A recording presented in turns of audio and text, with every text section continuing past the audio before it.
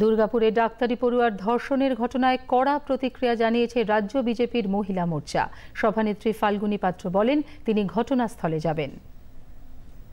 এটা একটা অমানবিক ঘটনা। কর্মস্থলে, স্কুলে, ক্যাম্পাসে এই যে ধর্ষণ হয়ে যাওয়া এবং যারা ধর্ষণকারী একের পর এক ছাড়া পেয়ে যাওয়া, তার থেকেই এই উৎসাহ এবং উদ্দীপনা, এবং তার থেকেই একের পর আমরা দেখতে পাচ্ছি যে ডাক্তার পড়ুয়ারা তারা পর্যন্ত এই ধর্ষণের শিকার হচ্ছে, বারবার মৃত্যু মুখে যাচ্ছে। আমরা অভয়ার থেকে সেই উদাহরণ পেয়ে থাকি।